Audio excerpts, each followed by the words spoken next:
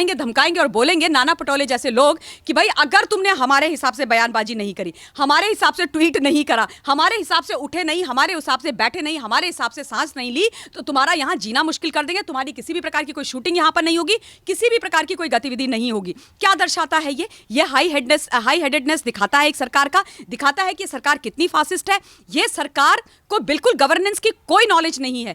देखिए, मूवी नहीं बनने देंगे, किसी के घर में बुलडोजर चला देंगे, किसी को अपने यहाँ पिटवा देंगे, किसी का सर मुंडवा देंगे, किसी के साथ गाली गलौज करेंगे, किसी के साथ बदतमीजी करेंगे। ये तो इस सरकार का एक नेचर हो गया है, ये तो इस सरकार का एक स्टाइल हो गया है, ये तो इस सरकार के डीएनए में चला गया है। जिसकी जो मर्जी आएगी वो बोलेगा। भाई, स्वतंत्र भारत के स्वतंत्र नागरिक हैं। और जहां तक राहुल गांधी कहते हैं विचारों की अभिव्यक्ति की स्वतंत्रता, इस मंदबुद्धि गांधी को कितनी विचारों की अभिव्यक्ति की स्वतंत्रता चाहिए? जहां देखो वहां देश के प्रधानमंत्री को गाली देते हैं, जहां देखो वहां देश की सेना को गाली देते हैं, जहां देखो वहां लोकतंत्र की धज्जियां उड़ाते हैं, जहां देखो वहां किसानों के बारे में बुरा भला बोलते हैं, जहां देखो वहां जाकर के कभी चीन की, कभी पाकिस्तान की, कभी कनाडा की गोद में बैठ जाते हैं, जहां देखो जब देखो तब इस देश के विरोध में खड़े हो जाते हैं। और कितनी विचारों की अभिव्यक्ति की स्वतंत्रता चाहिए इस व्यक्ति को? कितनी चाहिए? और अगर इससे इसका पेट नहीं भरा तो मैं तो बार बार बोलती हूं कि भैया राहुल बाबा, तुम जाओ ना इटली, तुमको रखा किसने यहां पे? हमें नहीं चाहिए, आप नहीं चाहिए, आप जाइए यहां से, वहां पे जाइए, छोटा भीम देखो, पोगो देखो, जो तुम्हें पिज्जा पास्ता खाना है अपनी नानी के घर में जाके खाओ, इस देश का पीछा छोड़ो। मैम, जिस तरीके से पीएम नरेंद्र मोदी की सरकार की तरफ से पेट्रोल के दाम बढ़ाए गए हैं, तो उसको लेकर महाराष्ट्र में जो सरकार बैठी है यानी कि कांग्रेस को बहुत ज़्यादा मिर्च लग रही है। और कांग्रेस के ही नेता नाना पटोले ये कहते हैं कि बॉलीवुड में जितने भी सेलिब्रिटीज़ हैं, अगर इन सारी चीज़ों को लेकर हमारे जैसा बयान नहीं देंगे तो हम महाराष्ट्र में शूटिंग नहीं करने देंगे। एक तरफ लोकतंत्र की बात करते हैं और एक तरफ खुद ही लोकतंत्र की हत्या करने वाली बात कर रही है कांग्रेस। देखिए श्रेयन, जो बात अभी आपने बोली है महाराष्ट्र की सरकार, जिसको मैं शुरू से बोलती हूँ तीन तिकड़ी और झोल झपाटे की सरकार ना, तीन लोगों ने मिलकर, जिनको सरकार बनाना नहीं था, जिनको जनता ने मैंडेट नहीं दिया था, उन्होंने किसी तरीके से गद्दारी मक्कारी करके जनता के मैंडेट के साथ एक सरकार बना ली और अब उनको किसी ना किसी प्रकार से वो सरकार चलानी है। और ये वो लोग हैं जिन्होंने फासिज्म की हर पराकाष्ठा को पार कर दिया है। मोस्ट फासिस्ट सरकार I have ever seen in India in any state till date, वो है महाराष्ट्र की सरकार। हाँ, ममता बनर्जी दीदी भी उस लाइन में लगी हुई हैं, तो इनका आपस में कंपटीशन चलता है वेस्ट बंगाल का और महाराष्ट्र की, कौन ज्यादा फासिस्ट है। अब जिस प्रकार की बयानबाजी इन्होंने करी है वो साफ दर्शाता है कि पूरे महाराष्ट्र को, खासतौर पर मुंबई को और खासतौर पर बॉलीवुड को, ये अपनी बपौती समझते हैं। इनको ये लगता है कि बॉलीवुड हमारी बपौती है, बॉलीवुड से हम चाहे जो मर्जी आएंगी कराएंगे, उनसे जो मर्जी आएगी हम बुलवाएंगे। आप लोगों को याद होगा जब आदरणीय योगी आदित्यनाथ जी ने यह बात करी थी कि हम बहुत बढ़िया बेहतरीन A class world class film city UP में बनाएंगे और पूरे बॉलीवुड को वहां शिफ्ट करेंगे, तो उद्धव ठाकरे जी के पैर के नीचे से जमीन खिसक गई और मुख्यमंत्री साहब एकदम गुस्से में आ गए, बोले हाथ लगा के दिखा दो और जाने नहीं देंगे और बॉलीवुड हमारा है। आपका कहां से हो गया भाई? पहली बात, महाराष्ट्र भी आपका कैसे हो सकता है? महाराष्ट्र हिंदुस्तान का एक प्रदेश है, बहुत ही महत्वपूर्ण अभिन्न अंग है, हम सबका प्रदेश है, और बॉलीवुड भी सारे देश का है ना। तो इन्होंने उस समय भी ये बोला था और अब देखिए सरकार को घेरने के लिए ये सोचते हैं कि ये प्यादे हैं, जो बॉलीवुड के जो लोग हैं वो वहां की सरकार, जो अभी की जो सरकार है उसके प्यादे हैं। जिस प्रकार से अपने प्यादों को चाहेंगे वो इस्तेमाल करेंगे, उनका यूज करेंगे, और नहीं करेंगे तो डराएंगे, धमकाएंगे और बोलेंगे नाना पटोले जैसे लोग कि भाई अगर तुमने हमारे हिसाब से बयानबाजी नहीं करी,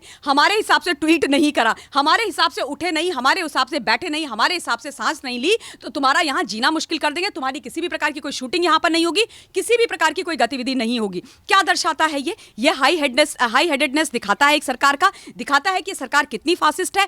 ये सरकार को बिल्कुल गवर्नेंस की कोई नॉलेज नहीं है। ये लोग बस किसी ना किसी प्रकार से लोगों का इस्तेमाल करके अपने लिए अपना स्वार्थ सिद्धि करना चाहते हैं। यहाँ से लोगों की तरफ से ये भी सवाल उठ रहा है कि जिस तरीके की महाराष्ट्र की सरकार अपना रवैया दिखा रही है, तो लोगों का ये कहना है क्या महाराष्ट्र सरकार गोदी बॉलीवुड चाहती है, जो इनकी गोद में बैठा रहे और जो इन्हीं के कहने पर चले? देखिए, जहां तक बहुत एक शब्द सुनाई देता है गोदी मीडिया, है ना, आपने गोदी की बात करी तो मैं बोल रही हूं और मैं भी उसकी शिकार हूं। मुझे भी हर समय लोग ट्रोल करना शुरू कर देते हैं और मुझे बोलते हैं कि ये तो ममता काले तो गोदी मीडिया है। इन लोगों से मैं ये पूछना चाहती हूं कि इतने सालों तक ये लेफ्ट वाले और बाकी के जो बिके हुए कुछ लोग हैं वो किसकी गोदी में बैठे हुए थे भैया? किसकी गोदी में बैठे हुए थे? किसने अपनी गोदी में बैठ बैठ के इनको पनाह दी? किसने इनको अपनी गोदी में बिठा करके इतना सर पे चढ़ाया कि आज देश विरोधी बातें करते हैं, देश के खिलाफ जाकर के खड़े हो जाते हैं? किसकी गोदी में ये बैठे हुए थे जब ये राष्ट्रपति राष्ट्रपति भवन के अंदर अपने कार्यक्रम करते थे, किसकी गोदी में ये बैठे हुए थे जब ये प्रधानमंत्री के आवास तक या उनके सेक्रेटरीट तक अपनी पर्सनल गाड़ियां लेकर के चले जाते थे? तो गोदी मीडिया ये है या गोदी मीडिया आज के समय की ये बात कर रहे हैं जो ये बोलते हैं वो है? दूसरी बात, जहां तक गोदी बॉलीवुड का सवाल है, देखिए वहां पर जो बैठी हुई है ना झोल झपाटे की तीन तिकड़ी की सरकार, इनको ये लगता है कि ये सारे के सारे लोग हमारे को कॉर्निश बजाएं सुबह शाम तो हम इनकी बात सुनेंगे और नहीं तो नहीं सुनेंगे। लेकिन हाँ, ये जरूर है एक सेक्शन बॉलीवुड के अंदर डेफिनेटली ऐसा है जो अभी वहां की सरकार के हिसाब से काम कर रहा है और वो लोग देश के विपक्ष में काम करते हैं, इसमें कोई दो राय नहीं है। वो लोग जब भी देश के विरोध की कोई बात आती है, ये जो बॉलीवुड के कुछ एक पर्टिकुलर सेक्शन है, कुछ लोग ऐसे हैं, चाहे कुछ एक्टर हो, एक्ट्रेसेस हो, कोई डायरेक्टर हो, प्रोड्यूसर्स हो, वो आके एकदम कूद करके देश के विरोध में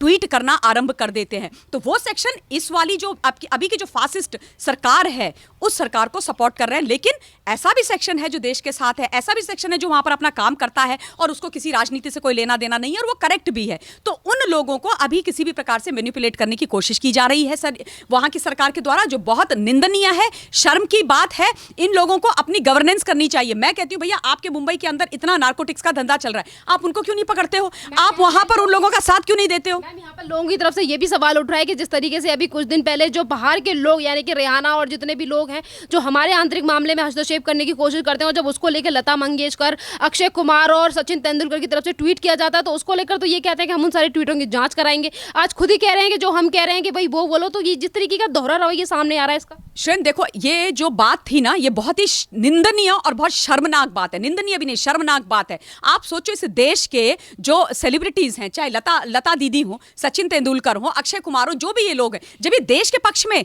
ट्वीट करते हैं तो कहते हैं इनके सारे ट्वीट्स का इन्वेस्टिगेशन होंगे। कौन होते हो आप इन्वेस्टिगेशन करने वाले? अगर एक व्यक्ति जो इस देश का नागरिक है, जिम्मेदार नागरिक है, वो अपने देश के पक्ष में ट्वीट कर रहे हैं तो आपको तकलीफ हो रही है, तो किसके? रेहाना के पक्ष में करें, मियां खलीफा के पक्ष में करें, ग्रेटा थनबर्ग के पक्ष में करें। और बाय द वे एक और नई एंट्री है पीटर फेडरिक की, जो ISI के एजेंट है, उसके पक्ष में करें। इन सारे लोगों के पक्ष में करें जो एक पूरे का पूरा टूल किट बना करके इस देश को तोड़ करके इस देश को बर्बाद करने की कोशिश कर रहे थे। 26 जनवरी के दिन इस देश के अंदर हिंसा फैलाने की कोशिश कर रहे थे। क्या उनके पक्ष में करेंगे सारे के सारे लोग? आप, मैं और वो तमाम लोग उनके पक्ष में जाकर के खड़े हो जाएं और इनके साथ साथ हम भी जयचंद बन जाएं, मीर जाफर बन जाएं और इस देश को तोड़ने, इस देश की नींव हिलाने का काम करें? ये नहीं चलेगा श्रेन। और अगर ये लोग ये सोच रहे हैं कि इस प्रकार की कोशिशें करेंगे तो देखिए, इस बार तो इनको मिल गई गलती से सरकार, लेकिन हर बार अति की इति अवश्य होती है। अति सर्वत्र वर्जियत, ये सच बात है। जो ज्यादा अहंकारी हो जाता है, जो ज्यादा गलत राह पर चलता है, जनता और ईश्वर दोनों उसको धरती पर लेकर आते हैं। जनता की तरफ से ये सवाल उठ रहा है कि हमेशा लोकतंत्र की बात करने वाली कांग्रेस आज लोकतंत्र की किस तरीके से हत्या कर रही है।